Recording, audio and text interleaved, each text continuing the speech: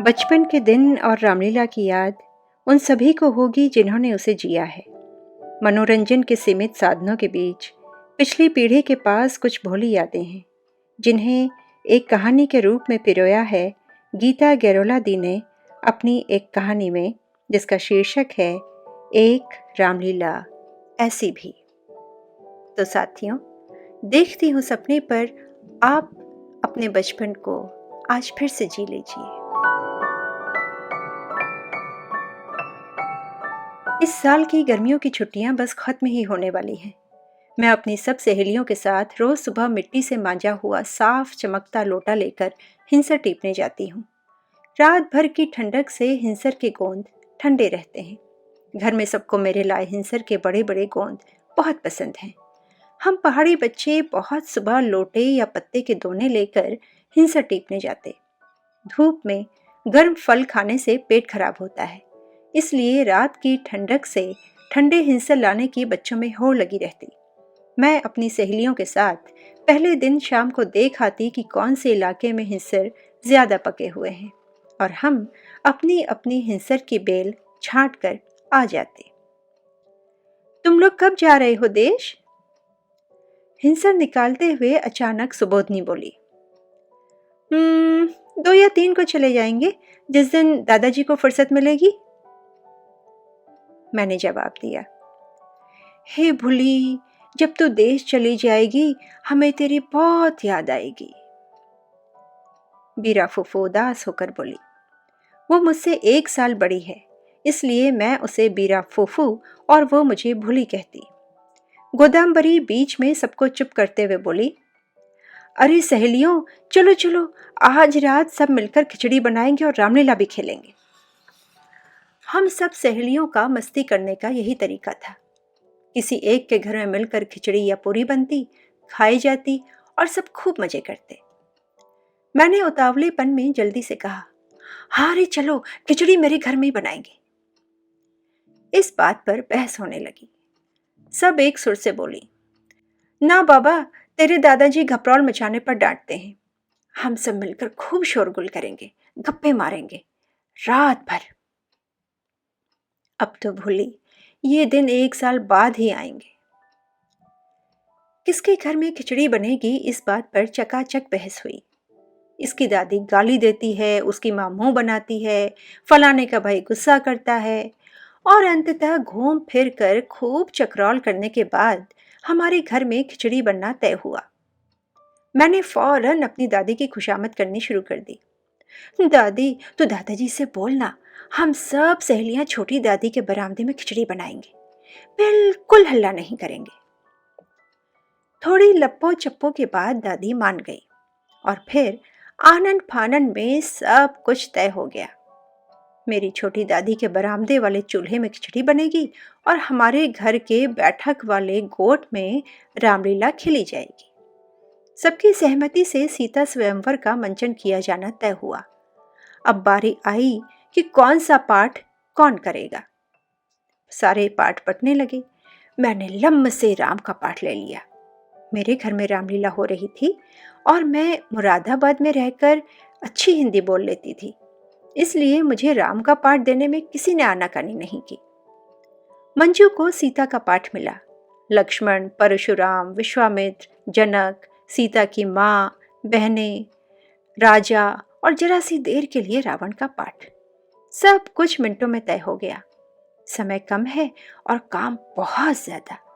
साड़ियाँ जमा करनी है, पाउडर लिपस्टिक मांगनी है, चमकीला चिल्ला चिपका कर गत्ते के मुकुट बनाने हैं, भीमल की टहनी से धनुष बनाना है, ओबरा साफ कर पर्दे भी तो लगाने हैं। उफ, छोटी छोटी जाने और हजारों काम। धनुष बनाने का काम जितेंद्र ने ले लिया। मंजू, सुबोधनी, कुसुम, प्रभा, रीता सब ने अपने अपने काम बांट लिए। सुधीर सारे मोहल्ले को रामलीला देखने का निमंत्रण दे आया।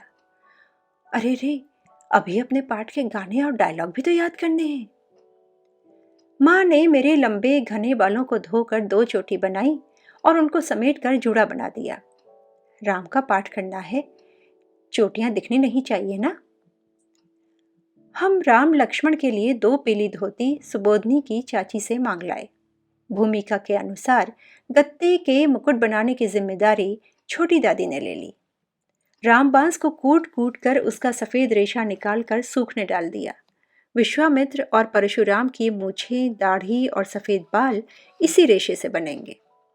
सब लड़कियां अपने घर से एक एक मुट्ठी उड़द की दाल, चावल और घी ले आईं। बरामदे वाले चूल्हे में छोटी दादी ने खिचड़ी चढ़ा दी। हम बैठे अपना अपना पाठ याद कर रहे हैं। छोटी दादी, बड़ी दादी, छोटी और बड़ी चाची, माँ और मेरी दादी सब हमारी रामलीला की तैयारी में सहायता कर रही हैं। बच्चों के बीच में सरगर्मियां मची हैं। एक जोर जोर से गा कर या बोल कर अपना पाठ याद करती है तो दूसरी गुस्से में उसे टोकती है। धीमे धीमे पढ़, मुझे भी तो याद करना है। एक के हल्ले में दूसरे को याद ही नहीं हो रहा।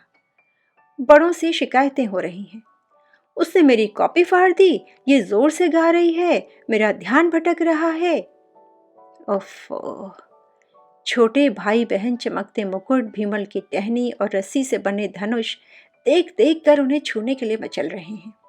महीनों बाद माँ के बक्से से निकली कपूर से महकती गमकती रेशमी साड़ियाँ उन्हें बहुत आकर्षित कर रही हैं। वो बार बार उन चीज़ों को छूने के लिए जिद करने लगे। आते जाते मौका मिलते ही रेशमी साड़ी को 2 उंगलियों के बीच में मसल रहे हैं। हमारे लिए इन सारी वस्तुओं की सुरक्षा करना भी एक काम हो गया है। क्या मुश्किल है। एक आंख छोटों की हरकत पर लगी है, दूसरी तरफ अपना पाठ भी याद करना है। कभी कभी बड़ी दादी खींच कर सबको डांट देती है। चुप रहो रे छोरियों, क्या घपरौल मचा रखा है। तब तक संध्या ने एक मुकुट फाड़ दिया। कुसुम ने उसकी पीठ पर जमकर एक धौल मचा दी। संध्या ने चिल्लप्पौ मचानी शुरू कर दी। छोटी दादी ने बीच बचाव कर नया मुकुट बनाने का वायदा किया, तब जाकर मामला शांत हुआ। मंजू और कुसुम पंदेरे से 2 गागर पानी ले आईं। घाम छिप गया, अंधेरा छाने लगा। दादाजी ने लालटेन जला दी, जिससे खूब उजाला फैल गया। एक लालटेन दरवाजे के बीच में लटका दी और उजाले से हम सब बच्चों को आने जाने में सहूलियत हो गई। तभी रीता ने पेट पकड़कर छोटी दादी की तरफ देखा और हाथ मुंह की तरफ ले जाकर इशारा किया। दादी चट से समझ गई कि छोरी को भूख लगी है। चलो रे बच्चों, पंगत में बैठो, खिचड़ी बन गई है। छोटी दादी ने बच्चों को खाने के लिए हाक लगाई। बड़ी दादी ने पुदीने की चटनी बना दी। फरफरी, चटपटी उड़द और लाल चावल की खिचड़ी के साथ पुदीने की चटनी। आहा! हम बार बार मांगते हैं। रीता सलवार का नाड़ा खोलकर बैठ गई। कसा नाड़ा बांधने से कम खाया जाएगा। मरेगी ये छोरी। चाची ने रीता की पीठ पर प्यार से थप्पी मारी। सरासर खाओ रे, अभी रामलीला की तैयारी करनी है। सरोजनी दीदी ने बच्चों को तिकतिकाया। सब खाने में मस्त हो रहे थे। रामलीला के पात्रों को सजाने और उन्हें कपड़े पहनाने के लिए मेरी दीदी और शशि फूफू आ गई। प्रभा के हिस्से में सारे खोले के लोगों को रामलीला देखने के लिए आवाज लगाने की जिम्मेदारी आई।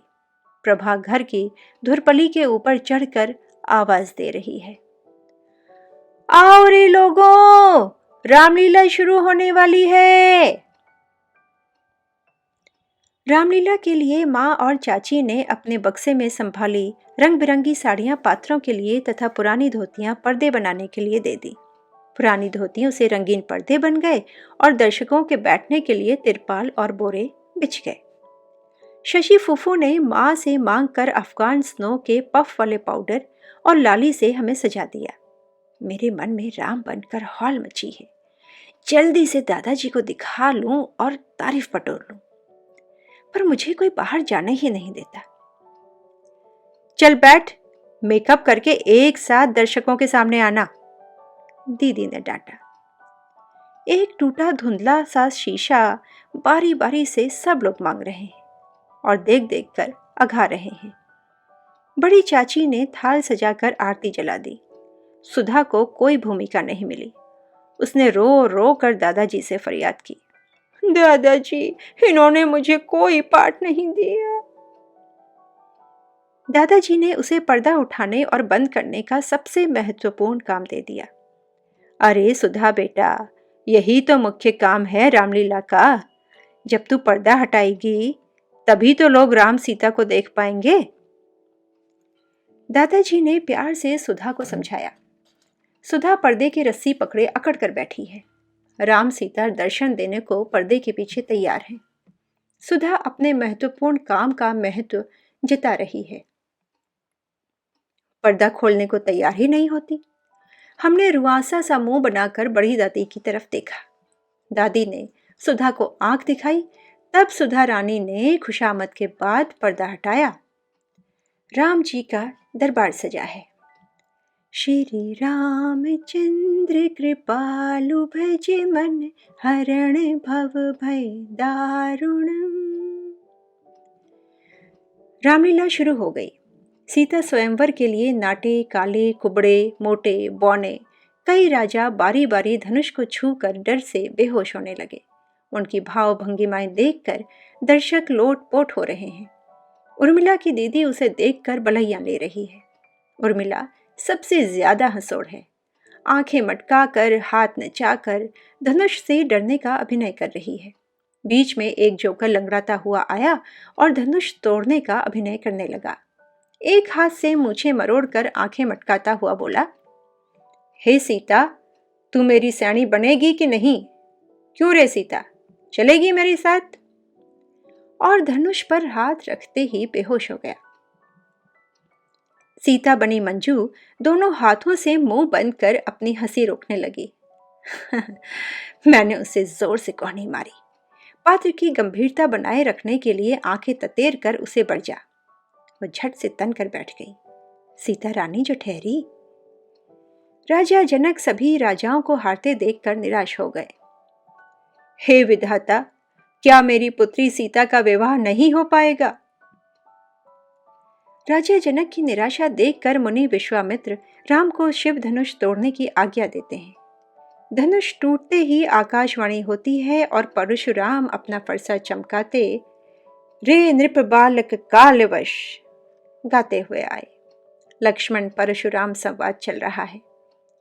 दो लालटेनों के पीले उजाले में कागज के गत्ते से बने मुकुट, भीमल की टहनियों के धनुष और रंग उड़ी पुरानी धोतियां पहने रामलीला का मंचन करती अपनी बेटियों को देखती हमारी दादी, ताई, माँ, फूफू कभी हंसती हैं तो कभी रोती हैं, खुश होकर ताली बजाती हैं और हम सारे लोग अपने बीच से सरकते वक्त के नन्हे नन्हे रेशों को चुपके से संजो रहे हैं। क्या पता हम में से किसी जीवन की हवा कहाँ उड़ा ले जाए। मगन हैं रामलीला के पात्रों का अभिनय करती हम सहेलियाँ। अगले साल गर्मियों की छुट्टियाँ होने तक पूरे गांव की औरतें इस रामलीला की बदकहियों में मस्त रहेंगी। एक साथ खाई खिचड़ी का स्वाद पूरे साल मुंह में बना रहेगा। हम सबको एक दूसरे की बहुत याद आएगी। देखती हूँ सपने पर आप सुन रहे थे गीता गैरोला की कहानी एक रामलीला ऐसी भी।